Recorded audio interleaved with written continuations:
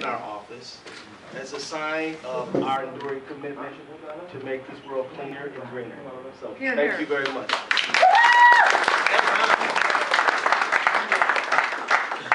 You know, you guys, the most important thing for me to say to you right now is that we need some action. We need to do something. And I'm telling you that these young folks that got up here and did that rap this morning, that was doing something. These two young people who are helping young people understand how to be advocates for the environment, that's doing something. Yeah. Commissioner Paul Anson teaching us and advocating from the Pollution Control Agency, that's doing something. Together around Earth Day is also doing something too. Now, after I finish my remarks, we're all gonna go do something, right? After our Q&A. Well, as I was saying, where are the signs at, Karen? The ones our wonderful youth made? Yeah, the signs. And this lovely banner. Now see these signs again? Hold them up, just hold them up. When I'm done and when we finish having a little talk, we're going to go outside and we are going to raise consciousness for all the people who drive by. Right. Now, is everybody going to join in? Yeah. It doesn't matter that it's a little bit moist outside. It doesn't matter that you know what the temperature is. What matters is that we take some action. Because we live in a world where, yes, graphs are nice, discussions are nice, but after all the talking and after all the discussing, we need some people who are willing to throw down. You understand what I'm saying? Right. And this means we got to stand up because, you know, young lady asked, she made the point, well, everybody wants clean air. Well, yeah, theoretically speaking. But if you're trying to make a lot of money selling coal, right, then maybe you're not that so much worried about clean air. Maybe it's a good idea if you can get it, but the demands of profit for your company just kind of overcome people's need for some clean air. So really, we are in a battle to make sure that the needs of industry and corporate capitalism get balanced with the needs of our lungs. Yeah. And look, this is important. The young man got up there and rapped about get a green job, right? Right. Yeah. We can have an economy where we can make some money and we can breathe the air. Right. But some people want to tell us we can't have both. We got to have one or we got to have the other. That's a false choice. Right. Right. So what we want to do, you guys, is we want to be action-oriented. Not necessarily opinion-oriented, but action-oriented. We've got to stand up. And I'm telling you, right now, you know, we made the comment that there's a lot of diversity in the room, and that's good. But I'm going to tell you, back in the day, when women were fighting for their rights to be able to vote, there were men out there who were allies of the women. Yeah. And back when black folks were fighting for civil rights and fighting against Jim Crow, there were whites and other people who were allies of people of color who were trying to make sure that there was civil rights for all. That's right. That's right. And back when there were no accommodations for people who were in wheelchairs, there were those of us who were able-bodied. We were allies, right? Right. When it comes to the environment, there's no allies. We are all in it together. We are all in it together.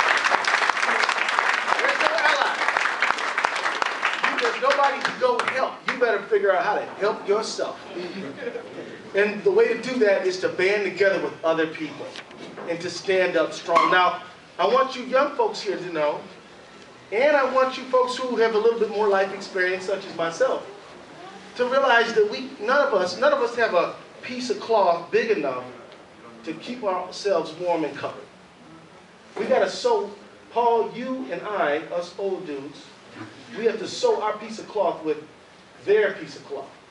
And then we too got to sew our cloth with the hip hop artists, right? And then we got to sew our cloth together from the National Sierra Club.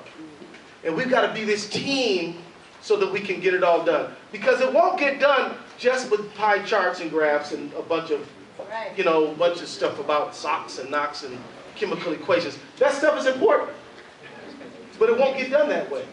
because you can't move anybody's heart, you can't move anybody's spirit, then it's just a bunch of smart guy stuff that nobody really cares about and people think it's boring.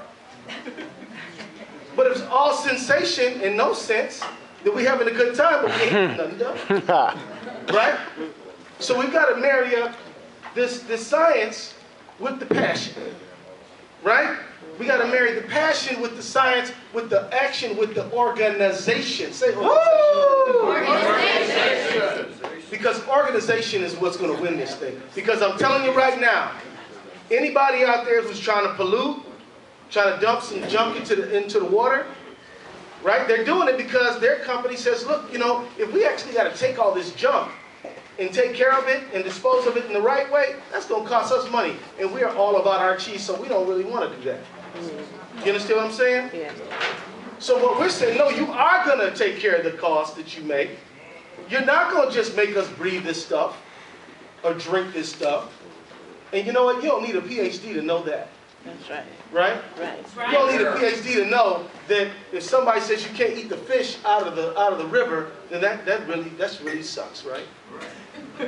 And so what I'm telling you guys is that we need each other. We got to form a chain of the people who know the science, a chain of the people who have the artistic passion, a chain of the people who know how to organize folks together, a chain that links the city and the suburbs, a chain that links Washington and Minneapolis, a chain of all of us so that we can come together and perform a very mighty, mighty, mighty movie. So look, I want you guys to know that we are in the middle right now of a generational fight. And what I mean by that is, if we fail to step up to the plate right now, our posterity, meaning our children and our grandchildren, will look back on us and they will say that we let them down. There were people of a generation before me, and you, Paul, who said, you know what? America is going to be liberty and justice for all. It's not going to be just liberty and justice for some. We're going to tear these ugly signs down that say whites only. And it was blacks and whites who got together and did it. And that generation also stood up and said, we're not going to let our seniors eat dog food. And they passed Medicare. Because, you know, they had to choose between their medicine and their rent or their debt.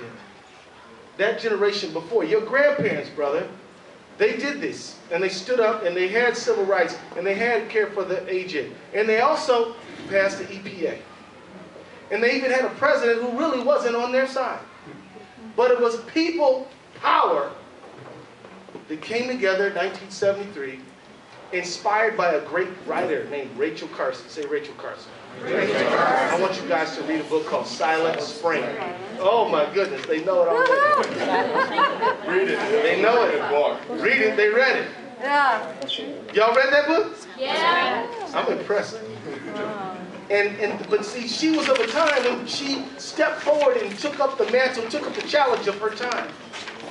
And I'm telling you that right now, you and I have a challenge in this time.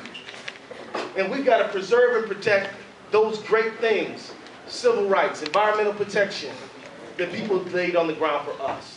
Because there are some people who, because they want to serve the needs of industry, are willing to throw all these things away. So what I want to know is, are you guys ready for the action? Are you guys ready to do something? Yeah. Are we done with all the talking and ready to do some real fighting?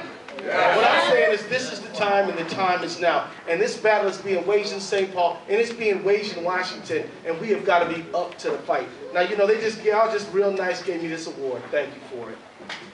But let me tell you something about awards to politicians. They're symbolic of the people that I work with and represent. So I couldn't do nothing if you didn't send me to Washington. So this is your award.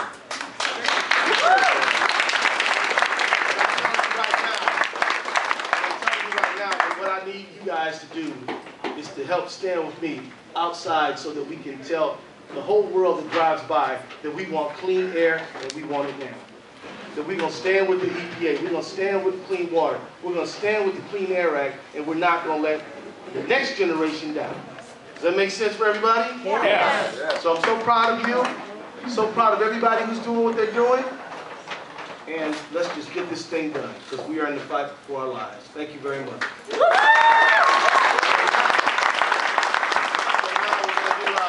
we're gonna have some open dialogue. How many minutes we got here?